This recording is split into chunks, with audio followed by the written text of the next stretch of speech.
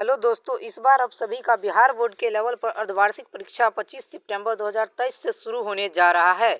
कल का एग्ज़ाम 25 सितंबर का जो एग्ज़ाम है वह हिंदी और संस्कृत का एग्ज़ाम है। बिहार बोर्ड लेवल पर जो इस बार एग्ज़ाम होगा वह मात्र और मात्र 50 नंबर का होगा, जिसके लिए आप सभी को केवल और केवल 1.5 घंटे ही दिए जाएंगे। और इस बार का प्रश्न भी कुछ कम ही है और समय भी कम है। तो चलिए, आज जो प्रश्न पत्र इस बार बिहार बोर्ड में पूछा जाएगा उसका उत्तर मैंने अपने शब्दों में कर दिया है, जो कुछ इस प्रकार है।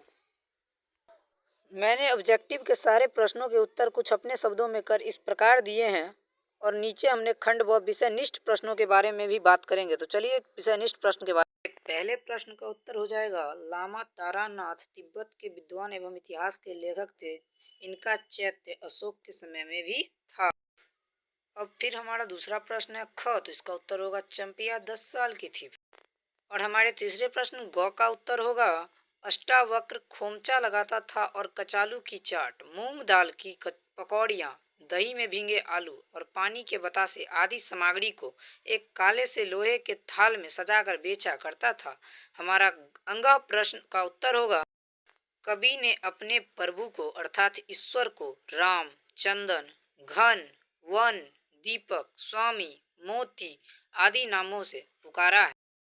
हमारा दूसरा प्रश्न है, निम्नलिखित में किसी एक विषय पर 250 से 300 शब्दों में निबंध लिखिए, जिसमें मुंशी प्रेमचंद, डॉक्टर राजेंद्र प्रसाद इत्यादि लोग थे। तो मैंने मुंशी प्रेमचंद पर लिखा है। मुंशी प्रेमचंद को हिंदी कथा साहित्य का सम्राट कहा जाता है। ये अपनी श्रेष्ठ कहानी और उपन्यासों के बल पर आज तक हिंदी साहित्य जगत पर छाए हुए हैं। साधारण भाषा में कहे तो हिंदी कहानी का नाम लेते ही जो पहला नाम होठ पर आता है वह है मुंशी प्रेमचंद। मुंशी प्रेमचंद का वास्तविक नाम धनपत राय था। इनका जन्म बनारस से 4 मील दूर लमही नामक गांव में हुआ था। इनके पिता श्री अजय बराय डाक खाने के मुंशी के पद पर कार्यरत थे। घर की माता जी का निधन हो गया था। अभी मुंशी प्रेमचंद की आयु 7 वर्ष ही थी। पिता ने दूसरा विवाह रचा लिया। अब बालक मुंशी प्रेमचंद के कंधों पर असमय ही भरी पूरी गृहस्थी का बोझ आ गया था। ये दिन भर पढ़ते, शाम को ट्यूशन जाते और दरिद्र का साफ ढोते। 1905 ईस्वी में इन्होंने शिवरानी देवकी नामक कथा लेखिका से पुनर्विवाह कर लिया। मुंशी प्रेमचंद ने 300 के लगभग कहानियाँ लिखी। इनकी कुछ प्रसिद्ध कहानियाँ इस प्रकार हैं, कफन, फूस की रात, शतरंज के खिलाड़ी, दूध की दाम, दो बैलों की कथा, पंच परमेश्वर आदि। इन्होंने उपन्यास भी लिखे जो इस प्रकार है, गोदान, गबन, कर्मभूमि, रंगभूमि, निर्मला आदि जो प्रसिद्ध है। मुंशी प्रेमचंद की भाषा इतनी सरल, सरस और गहरी साहित्यक है कि अनपढ़ और पाठक इसमें भरपूर दिलचस्प होते हैं। वास्तव में इन्होंने लोकसभा को साहित्यक गौरव प्रदान करने का प्रयास किया है। प्यारे साथियों, आप सभी कमेंट जरूर कीजिएगा कि आपको यह वीडियो कैसा लगा और मुंशी प्रेमचंद का लेख कैसा लगा।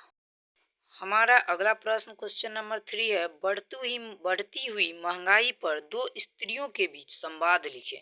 तो इसका उत्तर होगा, बढ़ती हुई महंगाई पर दो स्त्रियों के बीच संवाद कुछ इस प्रकार है।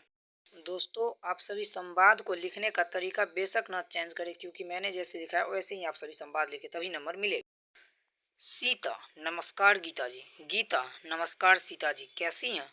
सीता, ठीक हूँ, लेकिन आजकल तो महंगाई काफ़ी बढ़ गई है। गीता, हाँ सही कहा आपने, सभी सामानों का मूल्य आसमान छू रहा है। सीता, कल ही टमाटर 40 रुपये किलो लिया और आज 50 रुपये किलो हो गया। गीता, हाँ ये तो है, अब खाना है तो लेना पड़ेगा।